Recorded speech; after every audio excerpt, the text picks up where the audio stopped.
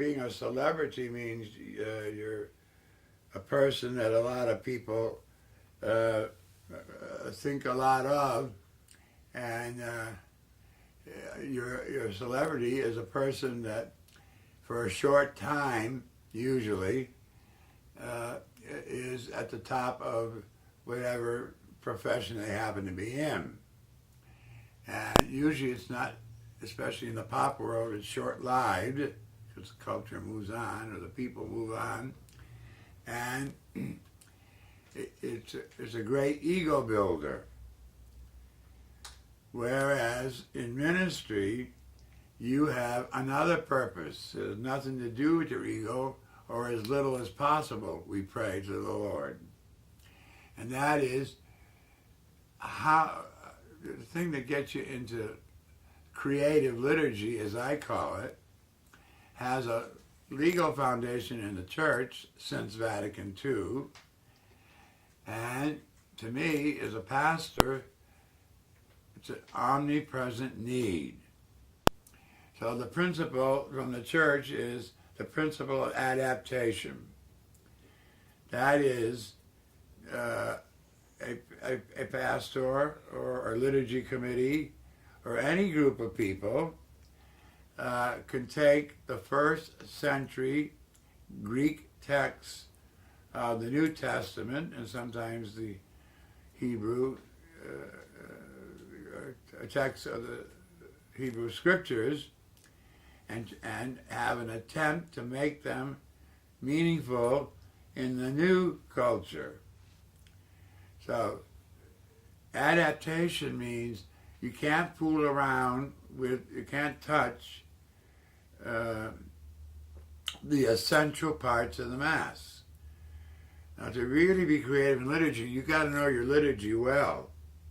And I was lucky to have a next to insane, overly demanding, but wildly efficient and wildly knowledgeable professor of liturgy in the 2 years we had it at Christ the King Seminary at St. Bonaventure, New York. And we had to do term papers. It was a secondary subject, but his courses took more energy and time and paper writing than scripture, moral theology, dogmatic theology, and canon law put together. And he also taught Gregorian chant and was director of the choir. But anyway, he was a liturgiologist of the first water, but so demanding he was not well liked. I liked him for what he taught. I didn't like him because the papers he made was right. You know, when you get a doctoral thesis, it's on some obscurantist subject affecting 2 weeks of George Washington or Thomas Jefferson's life. And one of the subjects I got was the Panuchis, that is the Easter Vigil Mass, the biggest Mass of the year, the most important, that was restored by Pius XII and John the 23rd and their successors. I had to write a term paper on the Panuchis, the Easter Vigil ceremonies from the 9th to the 12th century in the Gallican liturgy, which was the local liturgy of the Franks, the German and French people of today. So that took a lot. Of course, they had the library at the university, but you wouldn't be able to find this in an ordinary school. So I could see how the church worked. And there was a basic principle, unwritten. Well, the written principle was how the church prays is what it teaches.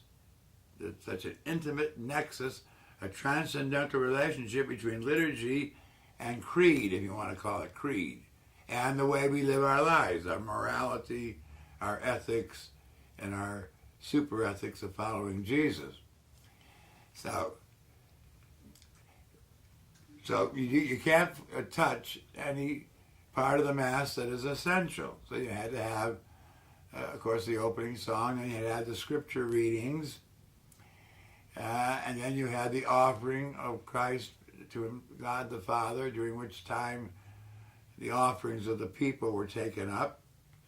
And for the poor, in the early days, it was vegetables, fruits, and animals, like they still do in Haiti.